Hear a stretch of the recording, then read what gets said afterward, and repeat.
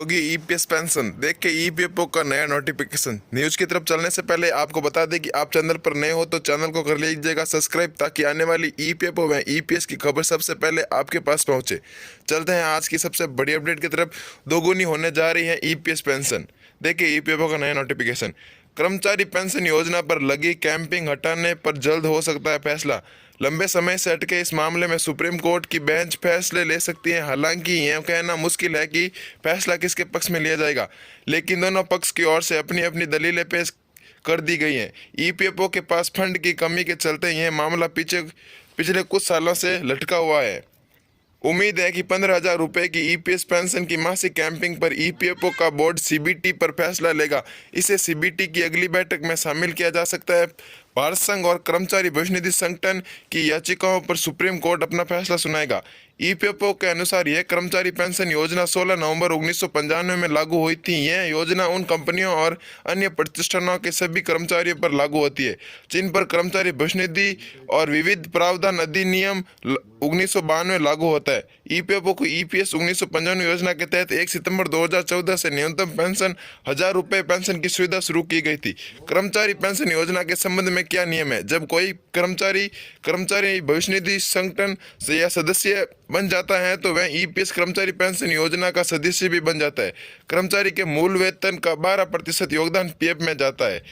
यही हिस्सा कर्मचारी के अलावा नियोक्ता के खाते में भी जाता है, लेकिन नियोक्ताओं के योगदान का एक हिस्सा ईपीएस यानी पेंशन फंड में जमा होता है। ईपीएस में मूल वेतन का योगदान 8.33% है। हालांकि पेंशन योग्य वेतन की अधिकतम सीमा 15,000 रुपये। ऐसे में पेंशन फंड में हर महीने अधिकतम 1,250 रुपये जमा किए जा सकते हैं। अधिकतम सीमा पर पेंशन कैसे प्राप्त करें? नियम के मुताबिक अगर किसी कर्मचारी की बेसिक सैलरी 15,000 रुपये या इससे ज़्यादा है तो 1,250 रुपये फंड में जमा किए जाएंगे। अगर मूल वेतन 10,000 रुपये है तो अंशदान सिर्फ 833 रुपये होगा। कर्मचारी की सेवानिवृत्ति पर पेंशन की गणना को भी अधिकतम वेतन 15,000 रुपये ही माना जाता है। ऐसे में रिटायरमेंट के बाद कर्मचारी को ईपीएस नियम के तहत पेंशन के तौर पर सिर्फ 7,500 रुपये मिल सकता है। ईपीएस पेंशन की गणना कैसे की जाती है? ईपीएस गणना के लिए फॉर्मूला बराबर मासिक पेंशन बराबर कॉस्टक पेंशन योग्य वेतन गुणा ईपीएस खाते में योगदान की संख्या कॉस्टक 70।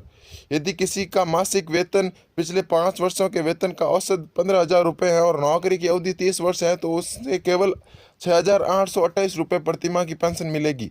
पेंशन निकासी के नए नियम क्या है? अगर आप ईपीएफ की रकम निकालना चाहते हो तो अपने खाते में जमा रकम को कभी भी निकाल सकते हैं, चाहे आपकी नौकरी 6 महीने की हो या 10 साल की हो। लेकिन आपको पेंशन की राशि निकालने में थोड़ी परेशानी का सामना करना पड़ सकता है, क्योंकि इसके लिए कई नियम हैं जिन्हें आपको समझना चाहिए। ऐसे समझे ईपीएस फॉर्मूला का गणित। यह मान लीजिए कि कर्मचारी ने 1 सितंबर 2014 के बाद कर्मचारी पेंशन योजना में योगदान देना शुरू किया है तो पेंशन योगदान 15,000 रुपये होगा। मान लीजिए उसने 30 साल तक काम किया है। मासिक पेंशन बराबर 15,000 गुणा 30 भाग 70 बराबर 6,428। यह है फॉर्मूला। मासिक पेंशन बराबर पेंशनेबल सैलरी गुणा ईपीएस कंट्रीब्यूशन के साल गुणा 70। ईपीएफओ योजना के लिए कौन पात्र है? अगर आप इस योजना का लाभ लेना चाहते हैं तो आपका ईपीएफओ सब्सक्राइबर होना जरूरी है। किसी भी ईपीएफओ सब्सक्राइबर यानी सदस्य के वेतन से हर महीने एक निश्चित राशि ईपीएफ खाते में जमा की जाती है। इसमें से 8.33% राशि पेंशन में मदद में जाती है।